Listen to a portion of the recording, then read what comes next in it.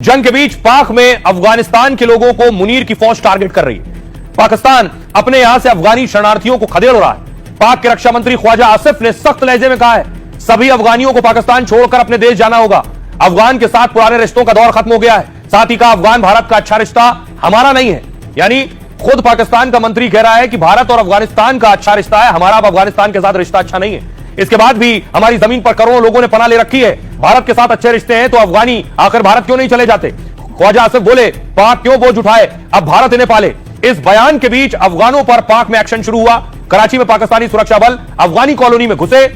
40 साल से कराची के इस इलाके में अफगानी शरणार्थी रह रहे थे। बुलडोजर से उनके घरों को तोड़ दिया गया और भगा दिया गया। पाकिस्तानी सुरक्षा बलों ने वहां आंसू गैस के गोले दागे। एक्शन से हजारों अफगानी बेघर होकर भागने को मजबूर हैं। संयुक्त राष्ट्र के मुताबिक 2023 तक पाकिस्तान में 37 लाख अफगानी रह रहे थे, जबकि पाक का मानना है कि यह संख्या 4.5 लाख से ज्यादा है। अब की तरफ पाकिस्तान हिंदुस्तान का नाम ले रहा है कि भारत चले जाओ अफगानिस्तान में रहने वाले लोग। लेकिन देखिए स्थिति क्या है, क्यों ले रहा है नाम, क्योंकि अफगानिस्तान के विदेश मंत्री पिछले दिनों भारत में थे, लगभग 5-6 दिन भारत में रहे और इसलिए वो भारत का नाम ले रहा है। लेकिन पाकिस्तान ये भूल गया, अगली तस्वीर में आपको दिखाऊं, ये भूल गया कि भारत ने जब ब्रह्मोस दागी थी तो कैसे मुरीदकी और बावलपुर खत्म और तबाह हो गए थे। अब पाकिस्तान को याद रखना चाहिए कि ब्रह्मोस और ज्यादा संख्या में तैयार हो रही है। आइए मैं आपको लिए चलता हूं ब्रह्मोस की उस यूनिट में, जिस यूनिट में ब्रह्मोस तैयार की जा रही है। वहां रक्षा मंत्री राजनाथ सिंह पहुंचे थे यूपी के लखनऊ में। यह तस्वीर आप देख रहे हैं, रक्षा मंत्री राजनाथ सिंह पहुंचे, योगी आदित्यनाथ उन्हें रिसीव करने के लिए पहुंचे थे और वो यूनिट पर लेकर गए। उसके बाद ब्रह्मोस की यूनिट पर पहुंचे और उसके बाद बाकायदा वर्चुअली देखा कि किस तरह ब्रह्मोस अटैक करेगी।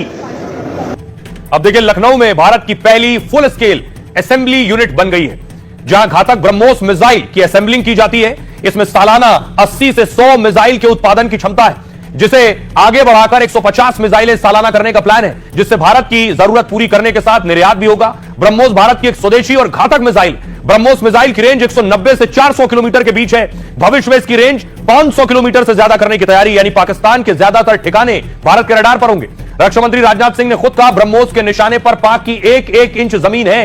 रक्षा मंत्री ने कहा ब्रह्मोस के निशाने पर पाकिस्तान का हर टारगेट है। भारतीय सेना, नौसेना और वायुसेना तीनों के पास ब्रह्मोस है। ऑपरेशन सिंदूर में ब्रह्मोस मिसाइल ने निर्णायक भूमिका निभाई थी। दावा यह कि भारत ने सुखोई 30 MKI विमान से ब्रह्मोस दागी थी, जिसने पाक में 300 किलोमीटर घुसकर आतंकी अड्डों को तबाह किया था। सटीक हमले और रेंज के चलते ब्रह्मोस की दुनिया में डिमांड बढ़ गई है।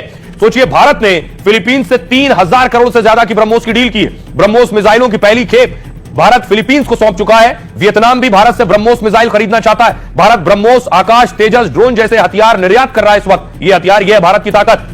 अब देखिए इतना ही नहीं, भारत ने एक और टेस्ट किया है, नाग मिसाइल का टेस्ट किया है। भारत आत्मनिर्भर बनने की कोशिश कर रहा है, खासतौर से डिफेंस सेक्टर में।